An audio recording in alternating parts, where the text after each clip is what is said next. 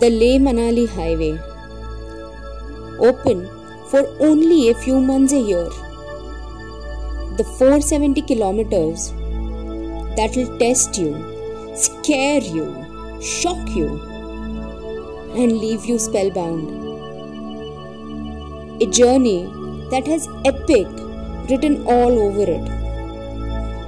A journey that will make you believe life is beautiful. It was still dark when our bus left the Leh bus stand. After crossing a few familiar places like the Shea Palace, the Thiksey Monastery and the Karu village, we were at the fork at Upshi. A couple of days back, we had taken the arm going towards Somoriri, which is a high altitude Himalayan lake. This time, we took the turn towards the Leh-Manali highway. Daylight broke a couple of hours after Leh. By now, civilization had just vanished. And just like that, we were on Tanglangla. La means a mountain pass in the local Ladakhi language, and Ladakh actually means the land of high mountain passes.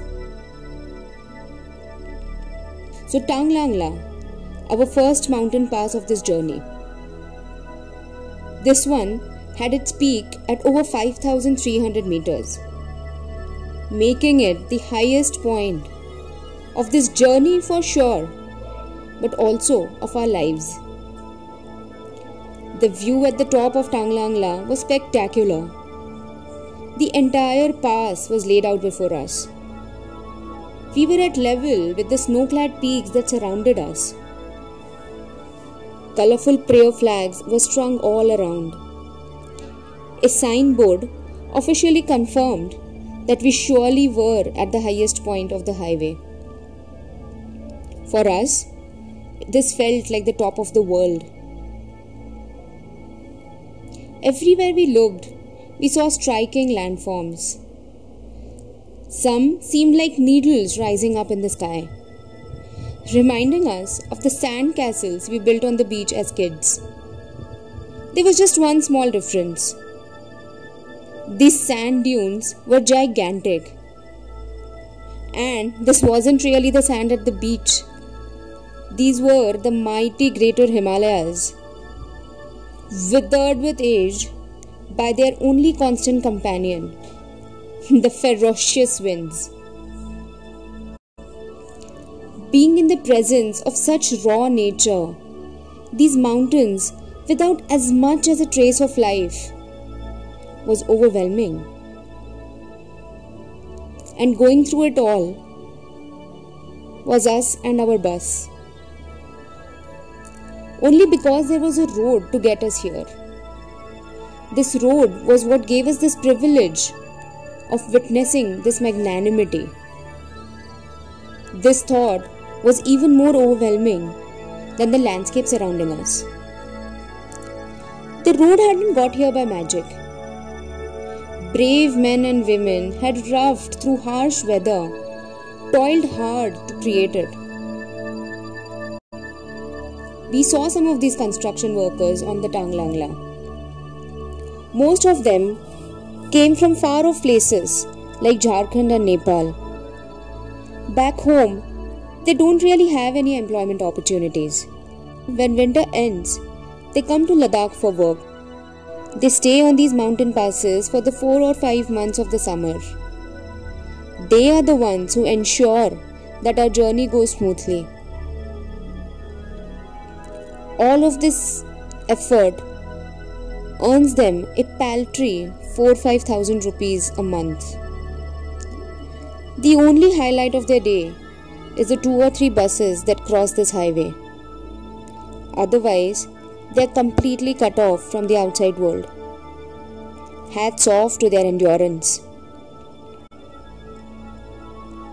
Just as we were getting used to these winding roads, there came a patch of flat grasslands.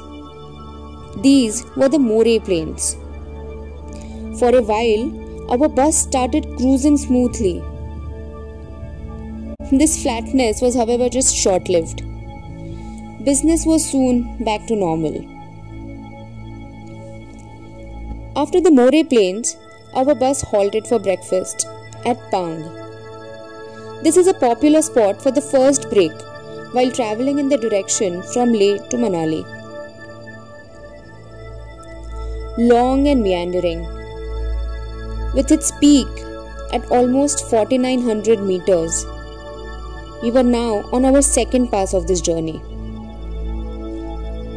Mountains were now the shades of brown we didn't know exist. We saw landforms we didn't think possible. This was the Lachungla, also sometimes called the Lachulungla. We now crossed the famous wind-carved arch in the mountains on the other side of the road. It looked like a natural tunnel. Was it a part of some trekking route? Maybe, we aren't sure. By the time we reached Nakila, our third mountain pass, we had come to terms with our heart and mouth condition. Every glimpse of the Indus River flowing below brought with it a green oasis. Our bus now changed several mountains, crossing several bridges. These high-risk mountain roads are built by the BRO, the Border Roads Organization. It is a wing of the Indian Army which makes these roads at the borders of India. Despite the harsh conditions, the BRO hasn't lost its sense of humor. This bridge that we now crossed was named the Whiskey Nala. A little ahead, we would cross another one. That one was called the Brandy Nala. Our minds now started to wander.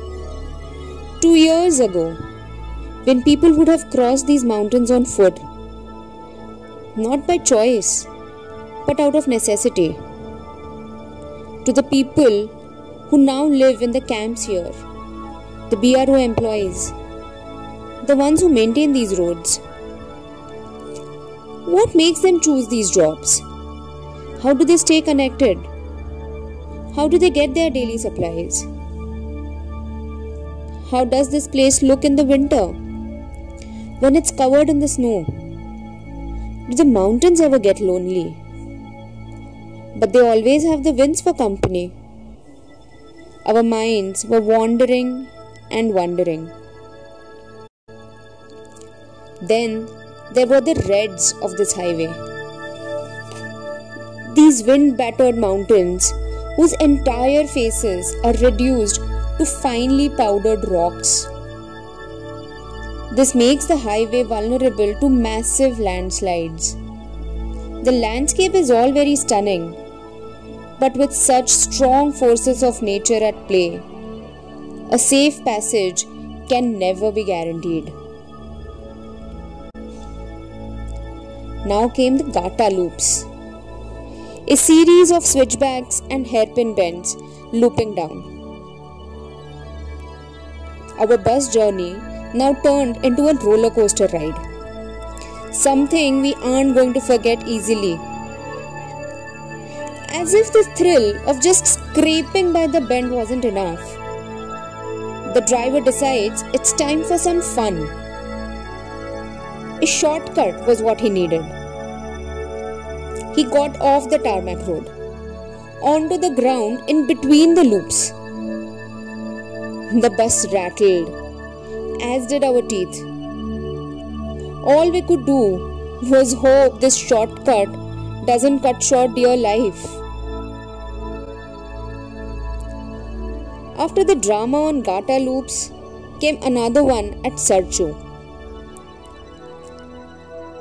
Sarchu has the most camping options. It's also at a slightly lower altitude than Pang, where we had halted earlier for breakfast. But it's surrounded by high mountains, and because of this, many face difficulty in breathing at Sarchu. This is where we also felt a slight uneasiness, a bit of headache and nausea. We were breathing heavily while just sitting in the bus. We also felt a bit drowsy. In fact, this was the only stretch of this journey where we fell asleep.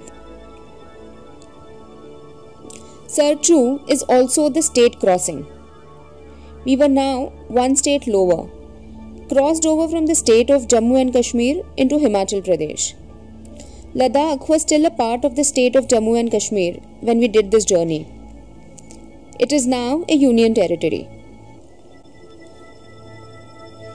Baralachala, fourth and the last mountain pass of the day. And boy, it was a massive one. Deep valleys, hairpin bends and steep curves were now just another day in office. By now, the sun was high above our heads. Glaciers were melting in full flow. Our bus crossed through what felt like rivers. The opening of this highway depends a lot on the conditions on the Baralachala. This pass gets some of the highest snowfalls in the entire highway. It is extremely prone to avalanches. Every year, avalanche experts are called in to study this stretch of the highway. Only after getting a go-ahead from these experts, the BRA is allowed to start clearing it. Towards the end of Baralachala, we crossed a lake called Suraj-Tal. Ever since we had left Leh, we had left civilization behind us. There had been no villages to cross. Most of our journey had been through the barren wilderness. After crossing Baralachala, we realized we were coming close to civilization. Soon, we would see people. And shockingly, the thought of seeing more people gave us joy. Coming from Mumbai, a city of over 20 million, we never ever thought that was possible. We reached Keelong in the evening where the day's journey ended. At the Keelong bus stand, we booked our tickets for the journey from Keelong to Manali. We opted for the first bus at 5 a.m. the next morning. Once again, we started in the dark. This stretch from Keelong to Manali was a much shorter one. We would reach before noon. Our minds were already in the lush greens of Manali by the Beas River. But before that, there was the Rohtang Pass. A passing of rite ritual for anyone who travels to the Himalayas. A mountain pass no driver dares to cross in the night. After a couple of hours, by the time the sun rose, we were at the start of this Rohtang Pass. You could call it either the crown prince of the Leh-Manali highway or a dreaded monster. Imagine this. Our rickety bus with smooth tires, negotiating a hairpin bend on bumpy gravel at a gradient of what feels over 60 degrees. Suddenly, there's a truck in front, and the bus has to reverse on the valley side. But we couldn't see any of it because, well, the valley was covered in fog or mist. Or were they the clouds? We couldn't tell, and honestly, we didn't care. We were just glad that we weren't able to see it all. It was now too much to handle. If the bus falls off now, at least I have seen the most majestic place on earth. Yes, this thought did cross our minds. The other side of the Rohtang Pass was a drastic change of landscape. Ever since we had crossed the Zojila several weeks earlier, we had bid goodbye to the Green Mountains. All through the Greater Himalayas, the mountains had been barren and brown. We had been in awe of these giants. The return of greenery was altering our mindset. These mountains, laden with a thick cover of conifers, were beginning to look friendly again. We hadn't used the word lovely for the landscapes in a long while. But now, towards the end of our journey, as we crossed the villages of Marhi and Gulaba, we were beginning to think that it all looked lovely. We reached Manali as scheduled by noon. The most important people on this long journey of 470 kilometers were, of course, the drivers of our buses. They had to be top alert at all times. All of our lives literally depended on how sharp our driver was. The stress of a corporate job paled in comparison to the responsibility these drivers carried on their shoulders. Looking back, as we relaxed in our room in Manali and the sound of the Bias River dominated the orchestra of bird songs, we firmly believed our driver was a magician and our bus the chariot of the gods. Hope you enjoyed this story of our journey on the Leh-Manali highway. If you are looking for maps or any specific details of this journey, head over to our website sandeepachetan.com. If you have any questions or need help planning your own trip to Ladakh, do get in touch with us. You can write to us at rtw@sandeepachetan.com. You can also find us at Sandeepachetan on Facebook and Instagram. We would love to help make your journey a memorable experience. Until next time, happy travels and stay safe.